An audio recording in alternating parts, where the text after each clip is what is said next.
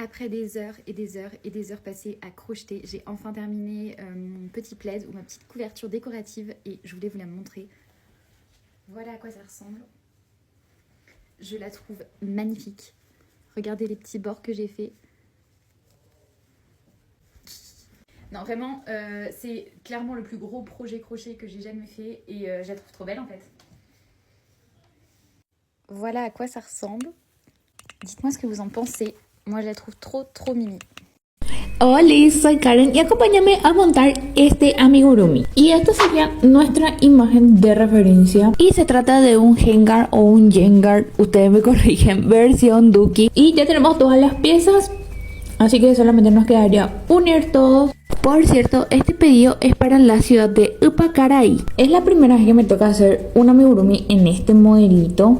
Pero la verdad que no me costó para nada hacer. Gracias a Dios hoy tengo la dicha de poder hacer cualquier modelo, cualquier diseño a ojo sin la ayuda de ningún patrón. Si quieres saber cómo logré hacer amigurumi sin la ayuda de un patrón, hacémelo saber en los comentarios. Acá ya voy uniendo las primeras piezas que son las orejitas y próximamente les hago un tutorial de cómo yo suelo hacer las uniones de las partes para que les quede súper lindo. Y acá les dejo en cámara rápida cómo voy uniendo los bracitos y también las patas. Y al día siguiente continué completando lo que faltaba de este amigurumi, que era unir la cola y también agregarle los otros detallitos que van a ir bien. Lastimosamente no pude grabar el momento en que hice los detalles de la carita y también los tatuajes, pero así fue como quedó este amigurumi, así que déjame en los comentarios qué te pareció y nos vemos en un próximo video. Bye! Today is day 71 of crocheting every single granny square in this book. Today's granny square is the floral symmetry square. Today's colors: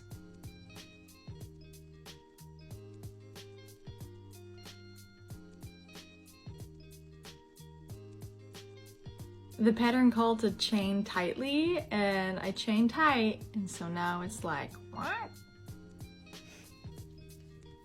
I think the next few rows will straighten it out.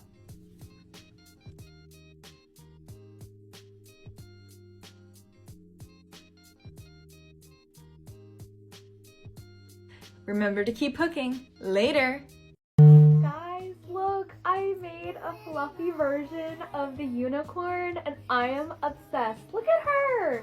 She's so fluffy! I used Little Bunny by Premier and then I did Parfait Chunky for her mane and her horn, and oh my goodness, she still turned out pretty jumbo and she is so soft. I love how she turns out. My unicorn pattern is by me and it is releasing next Tuesday, May 28th, so I'm super excited. Easy, you can tease me, all I need is that you see me. Do my nails, cut my hair, I'm a brand new bitch. For Valentine's Day, crochet an envelope and write a handwritten note and give it to your significant other or friend. I'll show you how.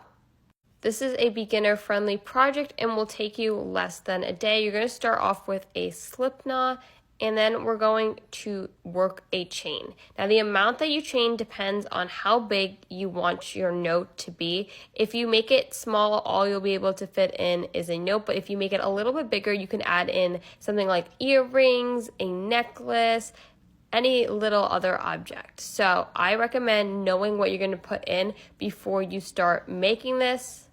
And then also, to make it easier, you want to have a point of reference. So get out any old envelopes that you have. If you want a small one, this is about the size of my finger. And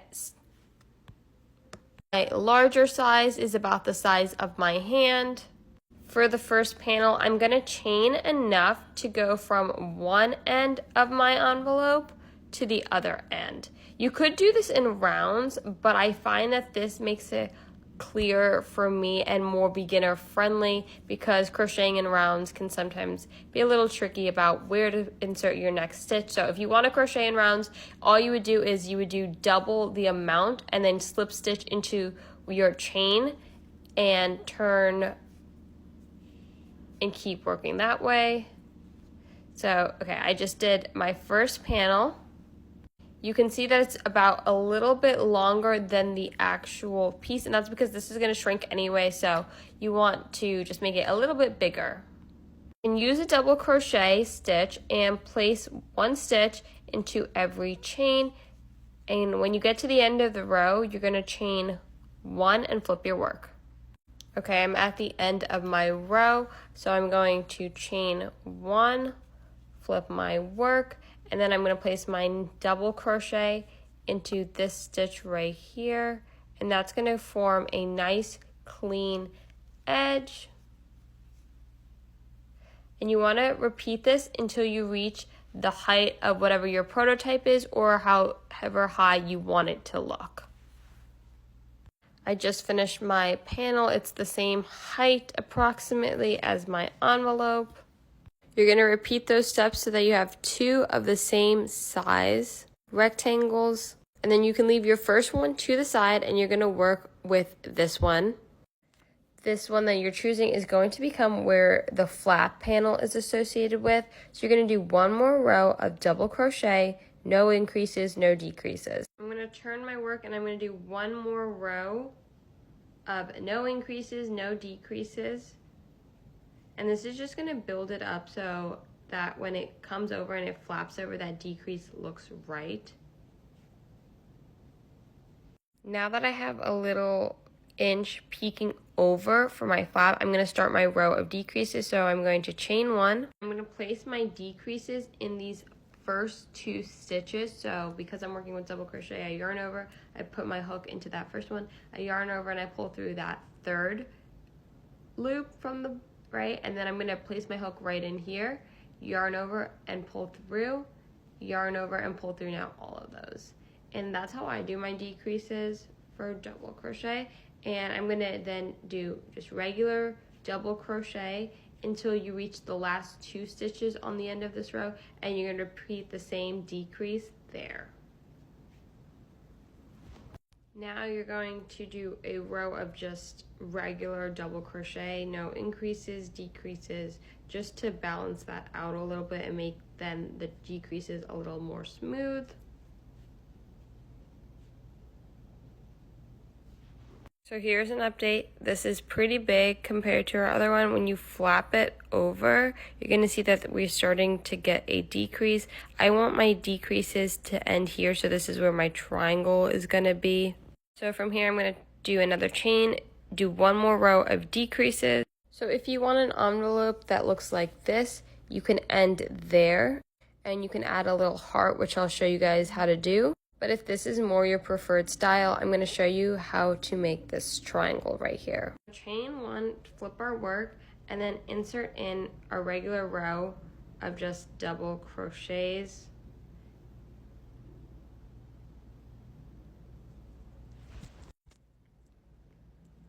In your 9th stitch, we're going to do 3 double crochets.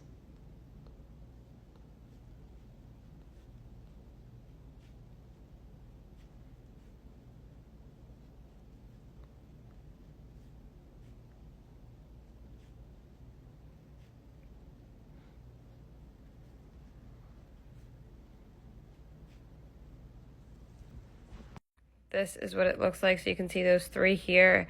Now in that same stitch where we just placed our 3 double crochets, we're going to chain one, and then you're placing 3 more double crochets into that same loop. So you might have to just move this over a little bit, but you're going to place 3 more double crochets in.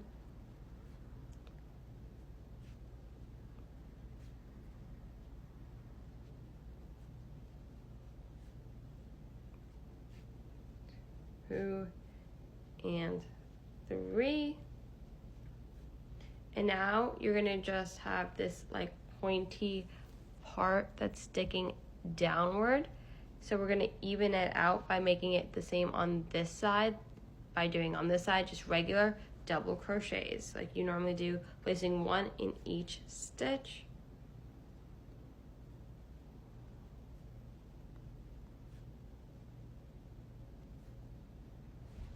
This is what it looks like when you get to the end of the row. And then we're going to attach a heart. Say, you want it on the road, so get out the way, push the pedal to the floor, go all the way, yeah, you see I'm getting close, I accelerate, going faster, the fast, hit the gas, lose control, I won't crash, run. Alles, was ich diese Woche für meinen Markt gehäkelt habe. Zuerst Capybaras, die gehen bei mir immer gut auf den Markt. Die mache ich immer in den Standardfarben beige und braun. Da habe ich natürlich nicht nur 1 gemacht, sondern gleich 7 Stück. Dann geht es weiter mit Babyrobben. Die bekommen noch rosa Bäckchen. Da habe ich insgesamt 4 Stück gemacht. Dann habe ich leider nur einen Panda-Bären geschafft, aber da mache ich noch ein paar. Dann einen sitzenden Dino in rosa und blau. Und 2 von diesen grün-blauen Dinos, die auch so sitzen. Dann habe ich eine neue Häkelanleitung entworfen, da habe ich diese Küken gemacht. 1 mit Eierschale auf dem Kopf und dann noch 1 in weiß und dann noch Papa und Mama Huhn. Und dann habe ich noch diese 2 Häschen gemacht. Schreibt mir gerne mal, welches von beiden ihr süßer findet, damit ich weiß, von welchem ich noch ein paar mache. Bin gespannt, ob die nach Ostern überhaupt noch gekauft werden. Und das war es jetzt an Amigurumis. Dann habe ich noch so Bärchenmützen gemacht. 3 Stück in Sandfarben und 1 in rosa. Rosa gefällt mir aber nicht so gut, deswegen mache ich da keine mehr. Und das war Tag 7 der Ich häkel jeden Tag eine Plüschtier-Challenge. Und heute steht ein besonderes Plüschtier auf dem Plan, weil ich ein Geburtstagsgeschenk fertig mache.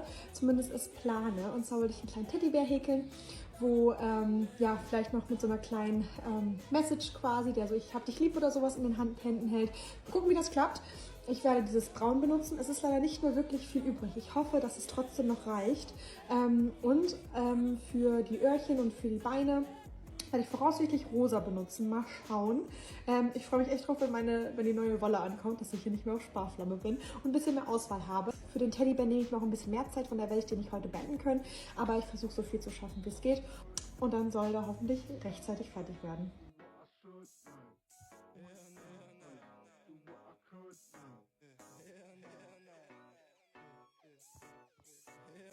The tutorial on how I made this book sleeve, but you can change some things if you want.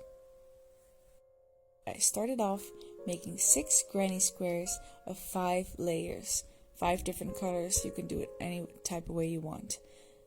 After that, I laid them down and you're gonna start connecting all of them together. I did that using a single crochet in the back loops of each stitch. As you can see over here, it's quite easy, but you could choose any other way to do it. Then when they're all together, I started making single crochets all around. It's not a necessity, but I chose to do it to make it a little bit bigger. And then you're going to start from that point and go all the way around making double crochets. I chose the color that I started my granny squares with, but you could choose any color you want. And then from the point where we started, you're gonna chain. I think I did 90 chains, but you're just gonna measure how long you want it because it's gonna wrap around, and then you're gonna be able to tie it in the front when you close your book sleeve. The last thing you're gonna do is put these sides together. So I chose to do a mesh stitch to make it a little bit bigger for bigger books. Then you're gonna chain 1, skip a stitch, and then in the next stitch you're gonna make a double crochet. Then on the other side you're gonna skip a stitch and double crochet, and you're just gonna repeat this. So then you're just gonna make chain 1, skip a stitch, double crochet, skip a stitch on the other side, double crochet again until you're all the way to the point where you want to stop, and then it's gonna look a little like this. And then you can just put in your books and take them anywhere. So today I'm going to show you guys how I crochet the squares for a patchwork cardigan that I'm working on. The way I make these squares are by doing repetitive rows of half double crochet stitches. And it's actually really easy and I think very beginner friendly. It's not like making granny squares or anything. So let's get right into it. I'm using this Caron 1-pound yarn. It's acrylic yarn. I know that's not recommended for clothing because it's stiff, but it's cheap, so I use it. And I'm using a 3.5 millimeter crochet hook. So you're gonna start by making a slip knot, and basically you're gonna chain 28. I think it depends on the sizing of the cardigan and how many you want to make, but I'm gonna do 28 today. And then we're going to start crocheting the first row. So you're going to yarn over for a half double crochet, and you're putting your hook into the second stitch there, then pulling yarn through, yarning over again, and then pulling that yarn that you yarned over in that last 3 loops there. So I'm gonna do it again. Yarn over, pull through, yarn over again, and then pull it through all 3 loops. Now you're gonna just keep repeating this motion throughout the row until you reach the end, and then I will catch up with you there. Now once you've reached the end of the row, what you're gonna do is chain 2 and then literally turn over the work. So you see that motion right there? I used to be so confused by that when I would see it in a pattern, but that's all it is. You're just turning. Then you're going to continue doing the half double crochets until you reach the end of the second row. Once you reach the end of the second row, basically you're going to do the same exact thing again. You will be chaining 2 at the end there, and then turning your work over and doing half double crochet stitches again. And you keep doing that until you get to 18 rows of half double crochet stitches. And there you have it. You have your little squares. I didn't finish it yet, but I just wanted to show you guys how I did it. And you should end up with something like this. Hope you enjoyed this video. Ich zeige euch jetzt noch, welche Tiere ihr aus einer 35 € Mystery Kugel ziehen könnt. Bisher sind es 5 Tiere, aber es kommen auf jeden Fall noch Tiere dazu. Als erstes gibt es diese Herzschlange. Dann habt ihr noch die Möglichkeit, diesen Dino zu ziehen. Bei dem Hasen habt ihr immer eine Tasche und eine Kopfbedeckung, also eine Schleife oder einen Hut oder sowas dabei. Dann habt ihr noch die Möglichkeit auf diesen Teddy mit Schal und Herz. Ich finde ihn so mega süß. Und die großen Schildkröten sind auch noch in der 35 € Mystery Kugel.